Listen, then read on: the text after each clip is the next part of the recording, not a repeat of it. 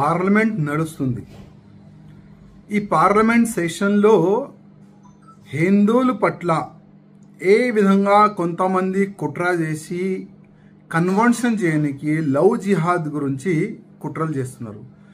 జంగూర్ బాబా అట్లాంటి వ్యక్తులు విదేశాల నుంచి డబ్బులు తెప్పించి మరియు హిందువులని కన్వర్షన్ చేస్తున్నారు.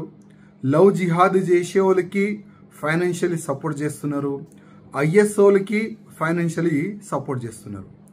అదేవిధంగా జంగూర్ బాబా కాకుండా గోవాలో కూడా ఒక ఆయిషా ఒక లేడీ కూడా అరెస్ట్ అయినది. ఆ లేడీ కూడా ఇట్లాంటి పనులు చేసే ఆమె అరెస్ట్ అయింది. ఆ లేడీ టార్గెట్ కూడా ఒక టార్గెట్ ఉండే, హిందువులని కన్వర్ట్ చేయాలి. జంగూర్ బాబా ఆయన ఇంట్రకేషన్లో ఆయన ఓపెన్గా యాక్సెప్ట్ చేసిండు, గజ్వాయ్ హిందూ చేయాలి, అదే మా టార్గెట్. భారతదేశాన్ని ఒక ఇస్లామిక్ కంట్రీగా మార్చాలి, అదే మా టార్గెట్.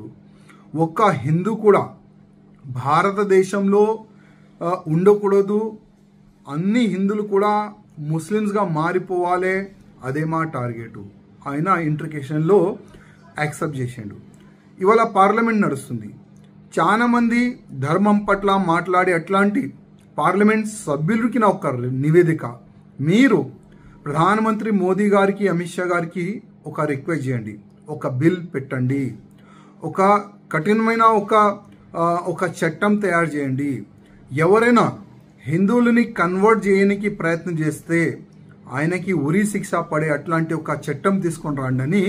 మీరు ఒక బిల్ గురించి ఒక మంచి చట్టం గురించి మీరు నివేదిక చేయాలని ఆల్ పార్లమెంట్ సభ్యులకి నా ఒక నివేదిక. ఒకవేళ అట్లాంటి మీకు అవకాశం దొరకకపోతే ఒక ప్రైవేట్ బిల్ కూడా మీరు పెట్టుకోవచ్చు. ఒక ప్రైవేట్ బిల్ పెట్టండి. ఇవాళ ఆల్ పార్లమెంట్ సభ్యులకి ఒక్క నా రిక్వెస్ట్, హిందువులు ఉంటేనే మీరు పార్లమెంట్ సభ్యులు అవుతున్నారు, మీరు ఎంపీగా గెలుస్తున్నారు.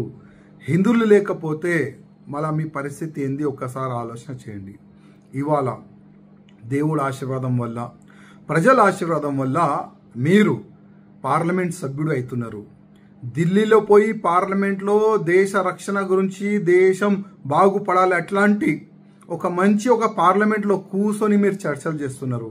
అదేవిధంగా మన హిందూ ధర్మం పట్ల కానీ, మన దేశం పట్ల కానీ, లవ్ జిహాద్ కన్వర్షన్ గురించి కూడా మీరు చర్చ చేయాలి పార్లమెంట్లో అని అన్ని పార్లమెంట్ సభ్యులకి నా ఒక నివేదిక.